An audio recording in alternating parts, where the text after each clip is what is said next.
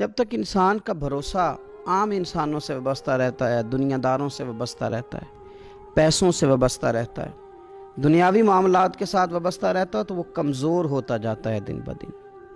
और रसूल पाक सल्लल्लाहु अलैहि वसल्लम दाइए इल्लाह हैं, तो हुजूर ने हमें ये सोचे दी हैं कि तुम ना अपने आप को अल्लाह रसूल से वाबस्ता करो, फिर ये जो कमज़ोरी है ना, कमज़ोरी ये तुम्हारे दिल से निकल जाएगी। हम देखते हैं कि आज बहुत सारे लोग ऐसे हैं जो मायूसी की गुफ्तगू करते हैं।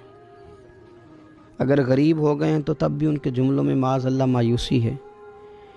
कहीं बीमार हो गए हैं तो फिर भी वो घबराए घबराए से हैं, वहम का शिकार हैं।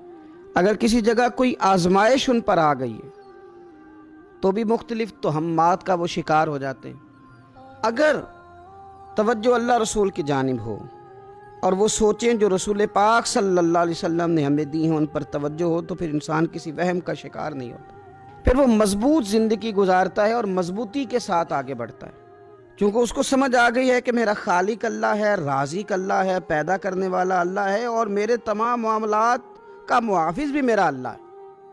फिर वो कमज़ोर नहीं पड़ता, फिर वो ज़्यादा उम्मीदें लोगों से वाबस्ता नहीं करता, दुनियादारों से, सेठों नवाबों से ज़्यादा उम्मीदें नहीं वाबस्ता करता। फिर उसकी उम्मीदें अल्लाह से और अल्लाह वालों से। फिर वो अल्लाह रसूल की बारगाह में अपने आप को पेश कर देता है। हदीस मुबारका तिरमिज़ी शरीफ में मौजूद है। रावी हज़रत अब्दुल्लाह इब्न मसूद रदी अल्लाह तआला अन्हु।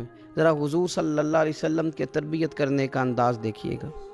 हज़रत अब्दुल्लाह इब्न मसूद रदी अल्लाह तआला अन्हु रवायत करते हैं कि नबी पाक सल्लल्लाहु तआला अलैहि वसल्लम ने फरमाया कि अल्लाह ताला ने हर जान को पैदा फरमाया, हर जान को अल्लाह ताला ने पैदा किया तो 3 चीज़ें रब करीम ने लिख दी उसके लिए। हर जान को पैदा किया तो अल्लाह ने लिख दिया। क्या लिखा? उसका रिस्क कितना है ये भी रब ने लिख दिया, उम्र कितनी है, ज़िंदगी कितनी है ये भी रब ने लिख दिया, और जो उस पर मुश्किलात आएंगी वो भी अल्लाह ने लिख दी।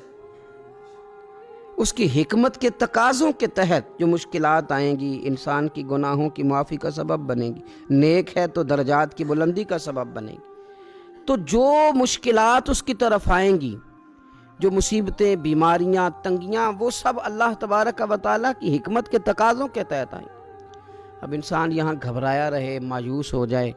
एक बात अब ज़रा यहाँ सूफिया कहते हैं, वो भी समझने वाली है। वो कहते हैं कि असल बात ये है कि जिस रब की तरफ से तू करम कबूल करता है ना, उसकी तरफ से आजमाइश भी कबूल कर। वो करीम जो तेरे ऊपर रहमत के दरवाज़े खोलता है, कभी अपनी हिकमत के तकाज़ों के तहत तुझे किसी मुश्किल में डाले तो उसे भी थोड़ा सा कबूल कर। ऐसा ना हो कि मीठा है तो फटाफट तू करीब करे, और अगर थोड़ा सा तुझे कोई तुर्श रवैये से, तुर्श जगह से गुजरना पड़े तो फिर तू घबरा जाए। तू अपने मालिक के सुपुर्द जब अपने आप को कर देगा, फिर तेरी तबीयत सुकून में आ जाएगी, तेरा कल्ब ठंडक में आ जाएगा। महमूद गज़नवी रहमतुल्लाह अलैह माल्टा खा रहे थे, एक टुकड़ा उसका, एक खाश उसकी अपने हाथ से निकाल करके अय्याज़ को खाने के लिए दी। अय्याज़ फटाफट खा गया। बाद में एक टुकड़ा महमूद ने अपने मुंह में डाला तो बड़ा कड़वा महसूस हुआ माल्टा, तो उसने उसको थूक दिया और अय्याज़ की तरफ देख के कहने लगा, बहुत तुर्श था, बहुत कड़वा था, किस तरह तुम खा गए? अल्लाहु अकबर। तो अय्याज़ ने जो बात की वो हमें समझाती है कि बंदे का रिश्ता किस तरह का होना चाहिए।